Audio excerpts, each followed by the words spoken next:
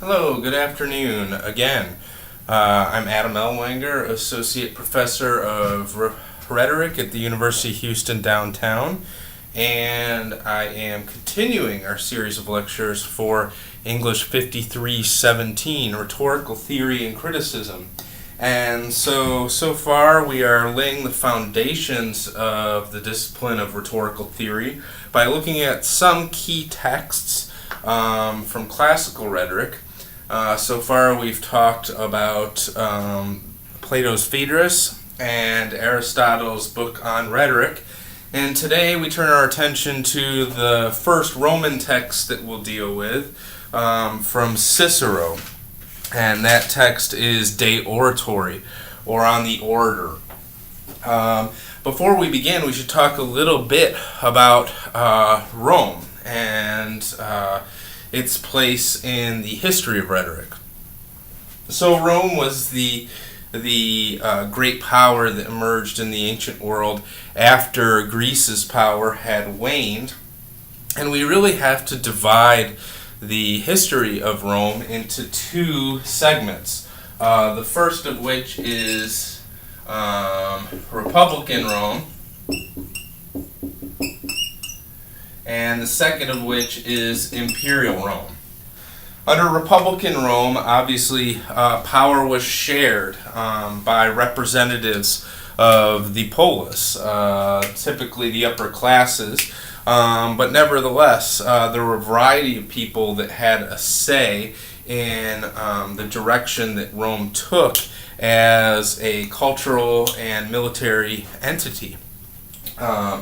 And then the imperial period, of course, was the rise of the empire, when the republic mode of governance was disbanded and the emperor had final and total power in deciding what the fate of Rome would be. It's important to understand that Cicero straddles these two periods of Rome. His dates are 106 to 43 BCE, and so he operates right on this cusp, and the circumstances of his life reflect the precarious nature of living on that edge. So let's talk a little bit about rhetoric in Rome. One thing that people miss is that even though Greece had been defeated as empire, nevertheless, that Greek culture still had a profound influence in Rome. And it was very fashionable in Rome to go to Greek schools or to have Greek teachers. And so there are still a number of Greek teachers of rhetoric at Rome, and at least on the theoretical level, the picture of Rome, or rather the picture of rhetoric that takes shape in Rome, was very much like the picture painted in Greek rhetorical theory. There are a few exceptions to that. One of the exceptions is the Roman idea of the Vita Activa. And this is the active life. Very much in Rome, the notion of individual virtue, or that's goodness or even value, was linked to and the degree to which you are active in public affairs. Activity in public life was a signifier of one's personal worth and one's personal power. And so it was expected of empowered men to be involved in the life of the polis, to be involved in the political sphere. And for many Romans, this required some rhetorical education, in part because since there was a deliberative process of governance implied in Republican Rome, rhetoric then was the currency of participation in the life of Rome. And so it was very important. Some people have argued in rhetoric that under imperial Rome, there really was no role for rhetoric because there is no more deliberative fora for rhetoric to unfold in. In other words, there's nothing to deliberate because the emperor has all to say, so there's no role for rhetoric. I think that that's maybe a little reductive. I think that rhetoric has just as much of importance under imperial conditions as under any other, except in the imperial scenario, rhetoric's purpose, of course, is to establish the legitimacy of the emperor and establish validation for the emperor's will for the state. But either way, we have to understand that in Rome, rhetoric was especially bound up in the political life of Rome. And that was something that wasn't quite true in Greece. Although, obviously, rhetoric was indispensable for Greek democracy, we also see in texts like Plato's Gorgias and Aristotle's on rhetoric, Plato's Phaedrus, that these rhetorical interactions and conversations in these texts are happening somehow off to the side of the everyday life of the city or the governance of the state. And that's important. So Cicero was an interesting case in part because he was not born to the ultra-wealthy class of Rome. Instead, he was born to what we would probably today call an upper-middle-class family. And it's interesting that he became perhaps the most famous Roman politician of the Republic because he wasn't part of these elite families. In other words, there was some level of mobility because Cicero did eventually reach the position of consul, which was the highest political position that one could occupy in the days of the Republic.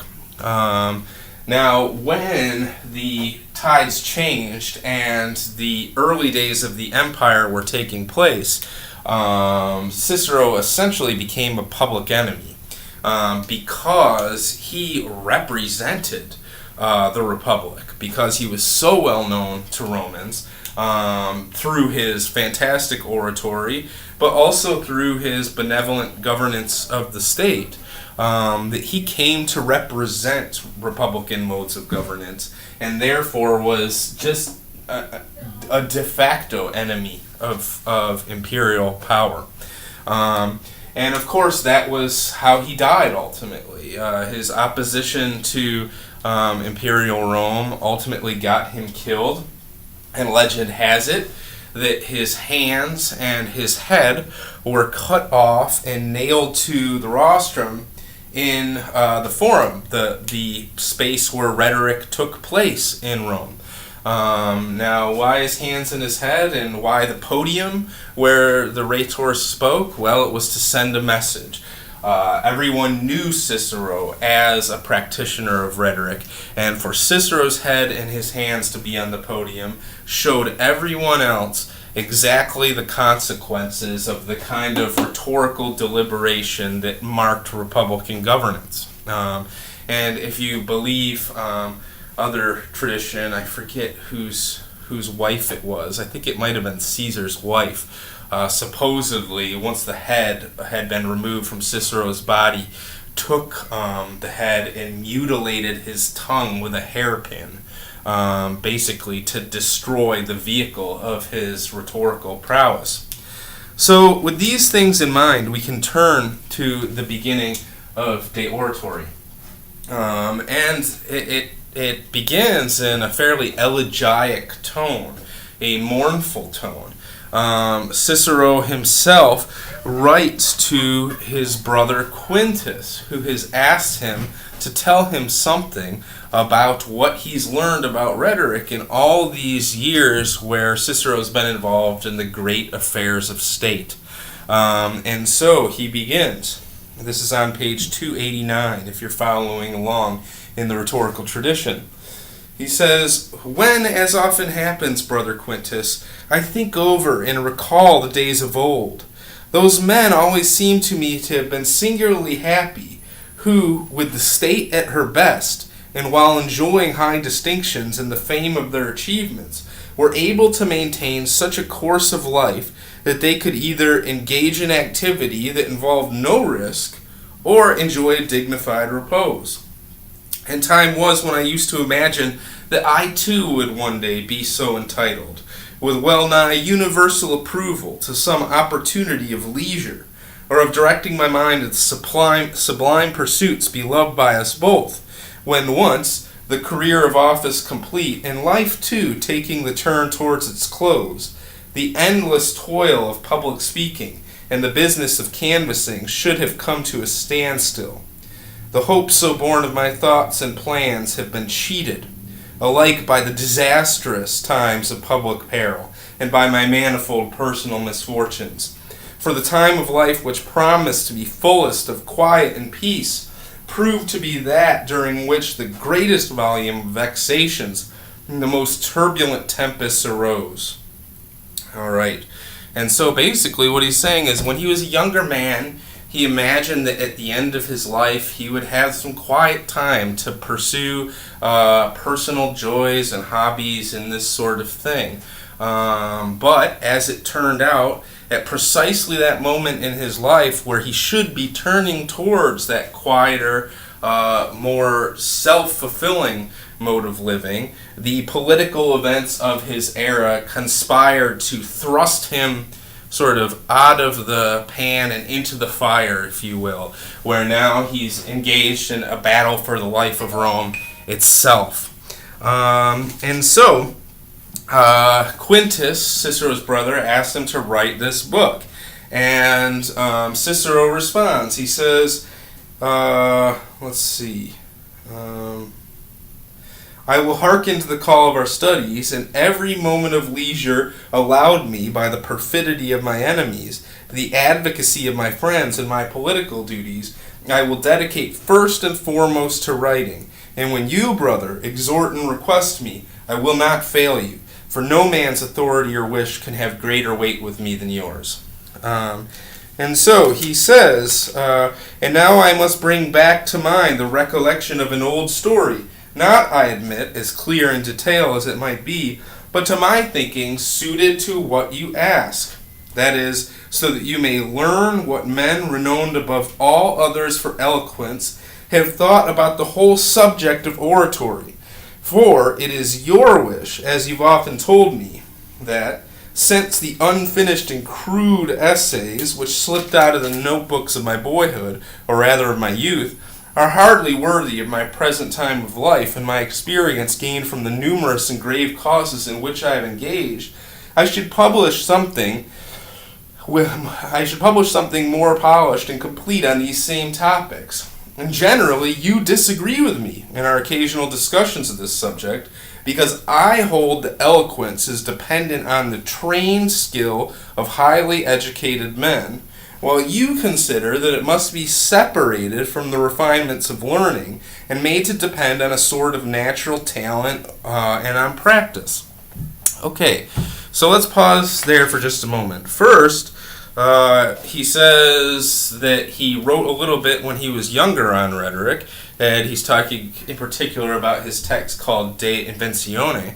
But he says that when he was writing those things about rhetoric, he didn't know what he knows now, what he learned as he held the highest office in Rome and other things. And so he'll write a new rhetoric with that knowledge in mind. Further, notice, one thing you have to notice about this text is that it very rarely mentions the word rhetoric. Most of the time it talks about oratory, the orator, and eloquence. And what this reflects is this emphasis on the Vita Activa, the doing in contrast to the thinking. So the Greeks, in the Roman parlance, would have been devotees of...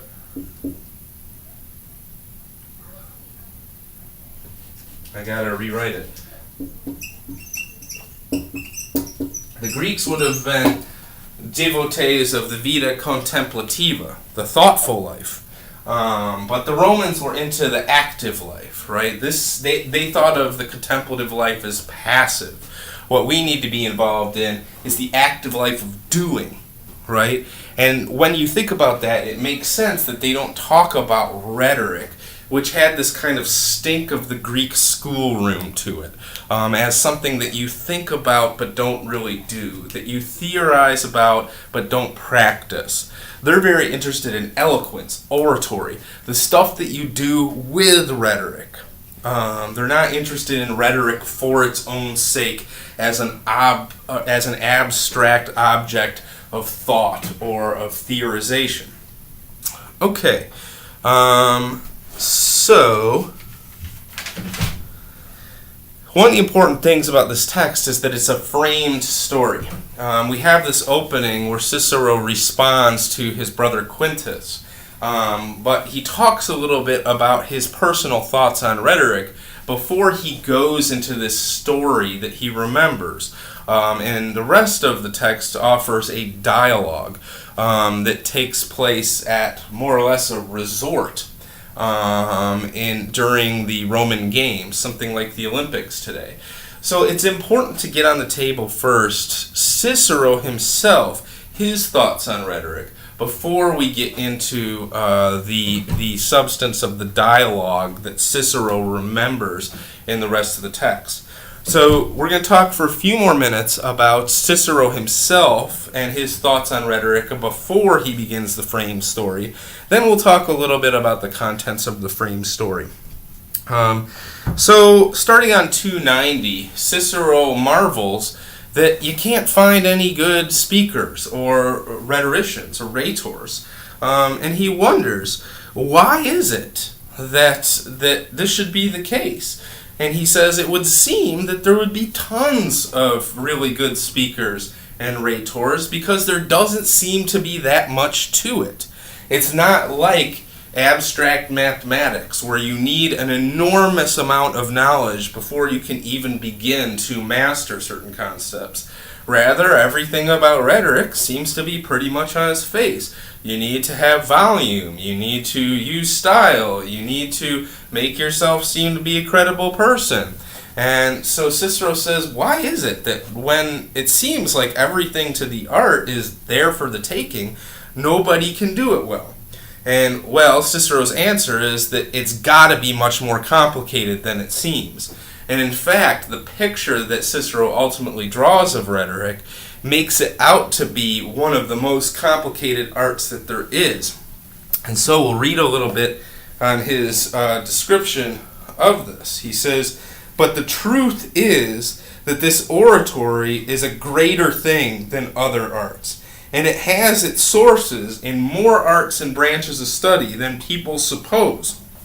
For where the number of students here in Rome is very great, the supply of masters the very best in Rome, the quality of natural ability outstanding, there's so many great Roman politicians, the variety of issues unlimited, there's so much pressing stuff going on in Rome, the prizes opened eloquence exceedingly splendid. In other words, there's all sorts of incentives to get into rhetoric because there's so much to be gained by mastering it. What else could anyone think to be the cause of the rarity of the order unless it be really in the incredible vastness and difficulty of the subject? To begin with, a knowledge of very many matters must be grasped, without which oratory is but an empty and ridiculous swirl of verbiage. And the distinctive style has to be formed, not only by the choice of words, but also by the arrangement of the same. And all the mental emotions with which nature has endowed the human race are to be intimately understood, because it's in calming or kindling the feelings of the audience that the full power and science of oratory are to be brought into play. Look at what he's doing. You need to learn to read like this because he doesn't mention any of our big vocab words. And yet so far, just in that little passage, he's mentioned invention, arrangement, style, 3 of our 5 canons of rhetoric. He's mentioned pathos, right? The ability to manipulate the audience's emotions. And so he continues, to this there should be added a certain humor, flashes of wit, the culture befitting a gentleman, and readiness and terseness alike in repelling and in delivering the attack, the whole being combined with a delicate charm and urbanity. Further, the complete history of the past and a store of precedents must be retained in the memory. There's another one of our canons. And in relation to that canon, he's talking about topoi, right? This store of precedent in the memory. Nor may knowledge of statute law and international law in general be omitted. And why should I go on to describe the speaker's delivery? There's our fifth canon. That needs to be controlled by the bodily carriage, gesture, play of features, and changing intonation of voice. And how important that is wholly by itself, the actor's trivial art, and the stage proclaim, for there, although all are laboring to regulate the expression, the voice, and the movements of the body, everyone knows how few actors there are, or have ever been, who we could even bear to watch. What need to speak of that universal treasure house, the memory, unless this faculty be placed in charge of the ideas and phrases which have been thought out and well weighed, even though, as conceived by the orator, they were of the highest excellence. We know they will all be wasted. Let us therefore cease to wonder what may be the cause of the rarity of orators, since oratory is the result of a whole number of things, in any one of which to succeed is a great achievement. All right. So, in other words, he says, look, there's actually so much involved in rhetorical expertise, no wonder nobody can do it well.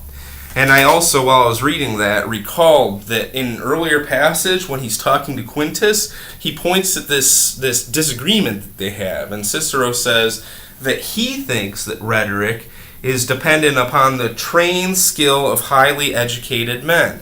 In other words, Cicero thinks that rhetoric is an art, or a techne, that we can study and learn through generalizable rules. But Quintus thinks that it's separated from the refinements of learning and made to depend on a sort of natural talent and practice. So in other words, he thinks it's a hexis, a habit, an aptitude that one can master simply by being an argumentative son of a bitch, really. Just by sort of being contentious and getting into conversations where you test yourself against the ideas of others, and eventually you can learn rhetoric. And so this is the fundamental disagreement that the two men have before we get into the frame story. That of, is it an art that must be learned, or is it just a habit or a knack that can be mastered through practice? Okay, one more thing before we get to the embedded story here. And this is that on 292, Cicero says, indeed, in my opinion, no man can be a complete orator in all points of merit who has not obtained a knowledge of all important subjects in art. In other words, it's not enough to just know about rhetoric. There is also prior information required that allows you to make use of those skills. And so you have to know a little bit about everything. A little bit about science, a little bit about mathematics, a little bit about reading, a little bit about Egypt, a little bit about food, a little bit about sports, a little bit about whatever, right? And Cicero seems to suggest that rhetorical mastery means knowing a little bit about everything. And that's hard, right? But he says it's the capstone discipline. It's the capstone discipline. And he says, not that I'm going to lay so heavy a burden upon orators, least of all upon our own, amid all the distractions of life in Rome, as to hold that there is nothing of which it is permissible for them to be ignorant, although the significance of the term orator and the mere act of professing eloquence seem to undertake and to promise that every subject whatsoever proposed to an orator will be treated by him with both distinction and knowledge. But, being assured that to most men this appears a vast and limitless enterprise, and perceiving that the Greeks, men not only abounding in genius and learning, but also amply endowed with leisure and the love of study, that's kind of a criticism masquerading as a compliment, have already made a sort of division of the arts, and nor did every student of theirs work over the whole field by himself, but separated from other uses of speech that portion of oratory which is concerned with the public discussions of the law courts and debate. In other words, there's so much to know here. The Greeks just said, let's focus on forensic and deliberative oratory and speech, that of the courts and of the deliberative bodies of government. Okay.